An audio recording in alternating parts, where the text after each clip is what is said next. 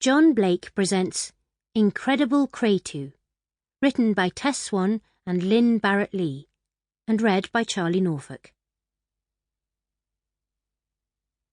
Gautama Buddha once said, "When you come upon a path that brings benefit and happiness to all, follow this course as the moon journeys through the stars."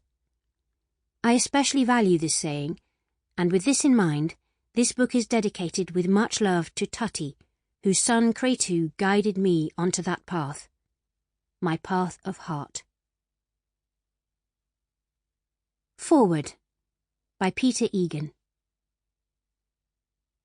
If you are listening to this foreword, I hope you have either bought this remarkable audiobook or are about to do so.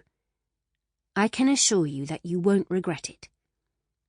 Incredible Kratu is a story of courage, bravery, and above all, incredible and inspiring companionship. I have had the great pleasure of meeting both Tess and Kratu on a number of occasions, both here in the UK in the House of Commons and in the European Parliament. Kratu's appearance at the EU was a first and a riveting moment for those taking part in my presentation regarding the horrible situation facing stray dogs in Romania and throughout Eastern Europe.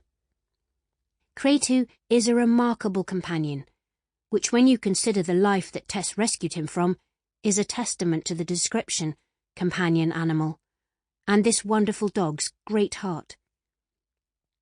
Everything about his life before rescue was dismal and deeply depressing. You will journey with Tess through her own life, also full of challenge and heartbreak, until she meets this remarkable dog. It is difficult to determine whether Tess saved Kratu or whether Kratu saved Tess. Either way, their individual stories are remarkable, heartbreaking, and inspiring. The most important outcome is that they found each other. This is clearly a meeting of two souls who were destined to intertwine and in doing so save and strengthen both their lives together and inspire others about the meaning of kindness, love, and compassion. Enjoy this journey. You are in for a treat. Peter Egan, television and film actor, advocate of animal rights, UK Ambassador for Animals Asia Foundation, patron of many charities. June 2021. Chapter 1. Wish Upon a Star. Just outside Cluj-Napoca, Transylvania, December 2013. Tutti was exhausted and about to give birth to another litter of puppies. She had a litter every season, and invariably she lost them, either to disease — they were never vaccinated and many were just left to wander off and starve — or more usually because they were sold or given away to local people in exchange for whatever human things her owners needed. Just one of Tutti's last litter remained. From the half-derelict outbuildings where she'd crawled under pallets to give birth, she could see him across the yard, the white patches on his coat bright in the moonlight. Her handsome boy, such a gentle soul, chained up as a guard dog. His sad eyes telling the story of his miserable existence.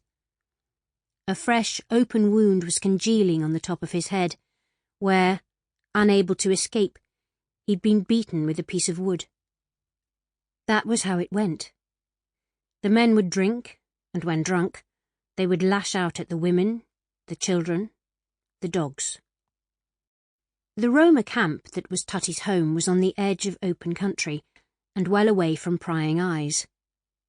There was no water, no electricity, and for the dogs little food.